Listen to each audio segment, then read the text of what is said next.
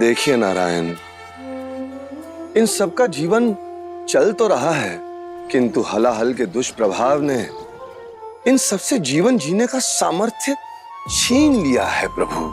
कितने परिवार बिखर गए हैं, किसी के घर में कोई कमाने वाला नहीं। जो भी है बस यही है, लो नारायण का प्रसाद समझकर खा लो। तो किसी के घर में परिश्रम के पश्चात भी अलक्ष्मी का वास है। इतने कम अनाज में हम बच्चों का पालन पोषण कैसे करेंगे? पता नहीं, लक्ष्मी नारायण की कृपा से बस इतनी ही उपज हुई।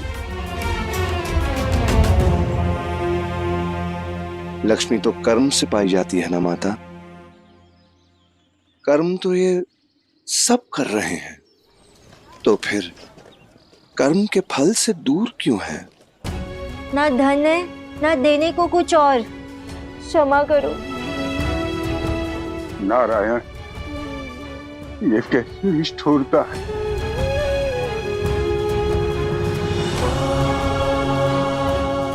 सुख और समृद्धि से ये वंचित क्यों है?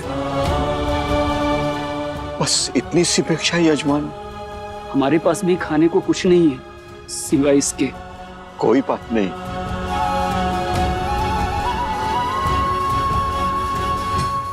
प्रारब्ध किसी भी कर्म का फल अवश्य मिलता है। अच्छे कर्म का फल अच्छा और बुरे कर्म का फल बुरा होता है देवऋषि।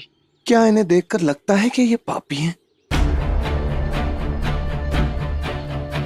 और जो पापी हैं वो तो सुख से अपना जीवन व्यतीत कर रहे हैं। कर्म फल केवल वर्तमान नहीं होते, पिछले कर्मों का ऋण उतारे बिना नए कर्मों का फल नहीं पाया जाता देवऋषि।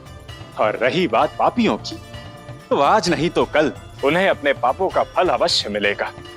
असुर माता, नारायण निर्धन और दुखियों का सहारा बनने जा रहे हैं। और ये सेवा नहीं है माते, षड्यंत्र है।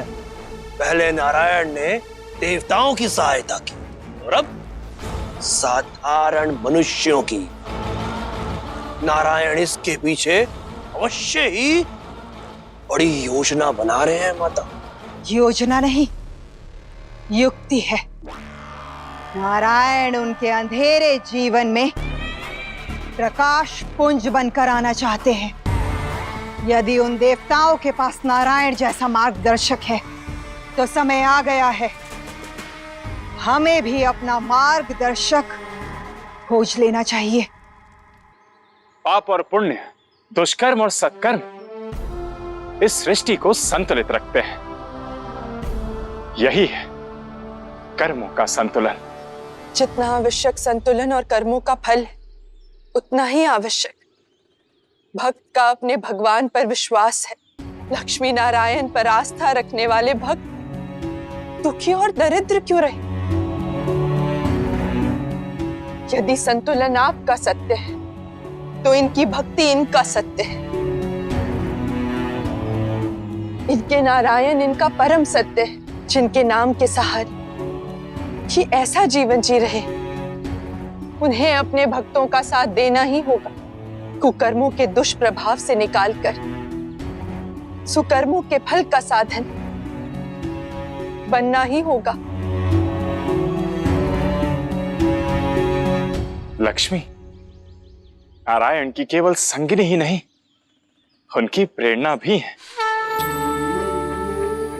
यदि भक्तों के सत्य नारायण है तो नारायण का सत्य लक्ष्मी है।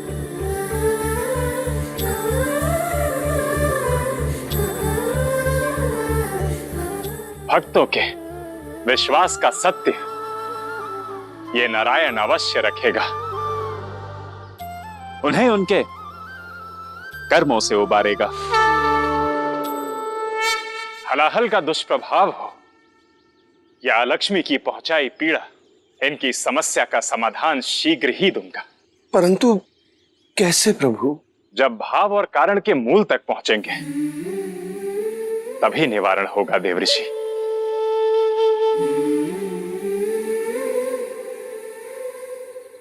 श्रीमन नारायण नारायण नारायण हरि। नहीं नाम लूंगा अब नारायण का, नहीं लूंगा नारायण का नाम। नारायण नारायण।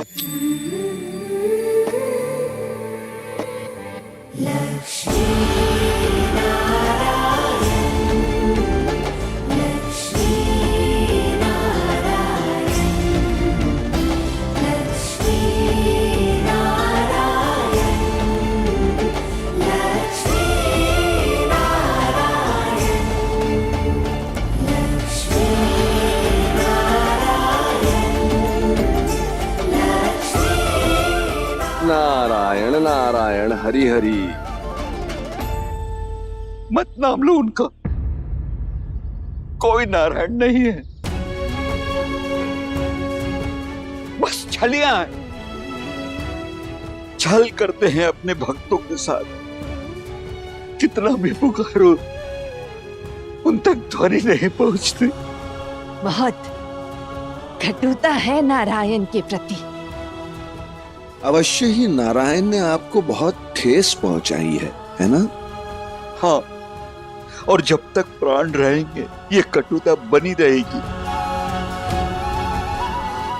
अच्छा, ऐसा क्या किया है नारायण ने आपके साथ? पता नहीं क्यों जीवित रखा है, मरने भी नहीं देते। ये जीवन भी क्या जीवन है। नारायण ने शरीर में पेट तो डाला, किंतु भाग्य में भोजन लिखना ही भूल गए। इतने कठोर तो नहीं है नारायण।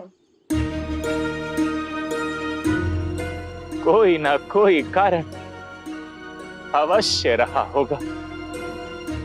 अवश्य ही आपसे कोई भूल हुई होगी। आप तो इस गांव के मंदिर के पुजारी थे ना? हाँ, किंतु नारायण उनका साथ देते हैं जो छल करते। ऐसा क्यों कहते हो? क्या अपने नारायण पर भक्त का बस इतना सा ही विश्वास है? नहीं, नारायण पर विश्वास तो है, किंतु अपने भाग्य पर नहीं है। क्या करूं? ये कर्मों का फल है, अंतिम श्वास तक भोगना ही पड़ेगा।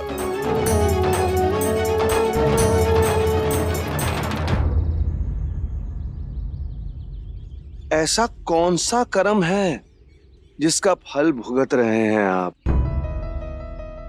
आप तो प्रतिदिन नारायण की सेवा कर पुण्य कमाते थे। बताइए, भाव और कारण पता चल जाए तो कोई उपाय अवश्य हो सकता है। हाँ, एक भूल तो हुई है। दान में जो धन आता था, पुजारी को उसके निर्वाह के लिए कुछ हिस्सा मिलता था और शेष धन गरीब भूखों अन्नदान करने में उपयोग किया जाता था। मुझे लोभ हुआ, मैं कुछ अधिक धन लेने लगा दान में से।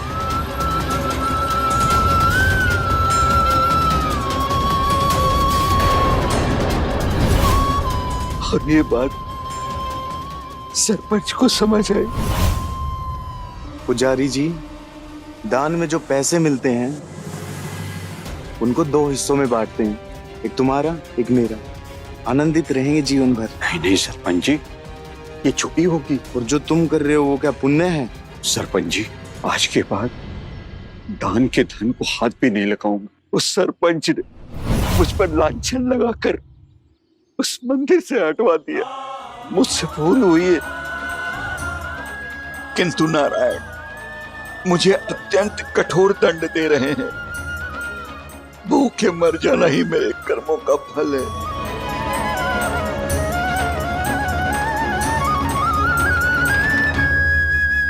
कर्मों के फल को बदलने का एक उपाय है मेरे पास। कैसा उपाय? भक्ति, श्रद्धा से यदि अपने भगवान की भक्ति करोगे, पूजा करोगे, तो हर दोष दया में बदल जाएगा। हम जैसे दरिद्र पेट भर भोजन नहीं जुटा पाते, तो पूजन सामग्री कहां से जुटाएंगे? यदि अपने नारायण पर तनिक भी विश्वास हो, तो सामग्री क्या, पूजा भी हो जाएगी और उसका फल भी मिल जाएगा। कहो, है विश्वास?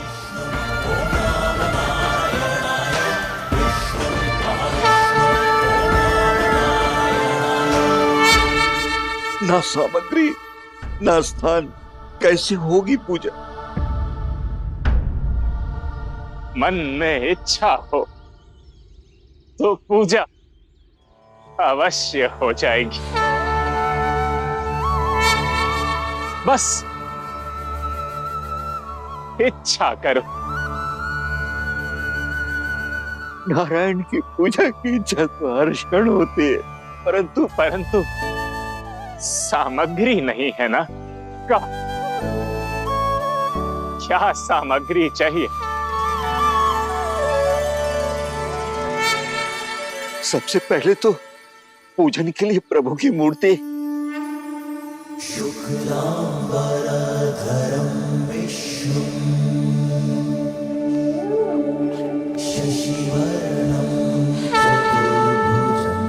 सृष्टि के कण कण में नारायण है। ये लीजिए मूर्ति, लगाइए तिलक।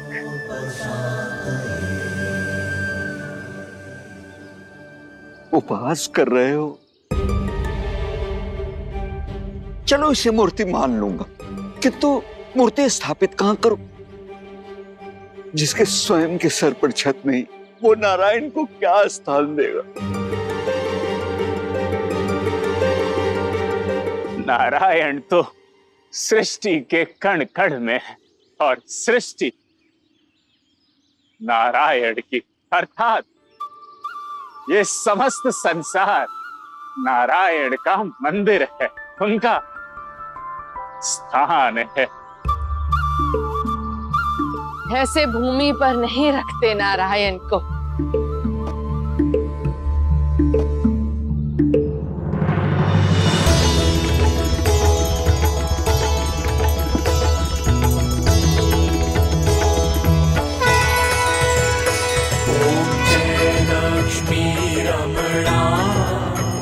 स्वामी जय लक्ष्मी रमणा, सत्यनारायण स्वामी, सत्यनारायण स्वामी, जन्मपातक हरणा। ओम जय लक्ष्मी रमणा।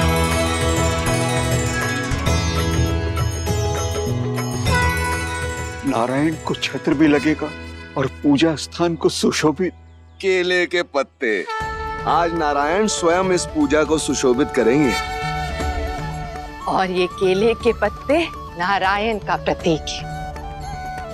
सब कहते हैं इसमें नारायण बसते हैं। अच्युतम केशव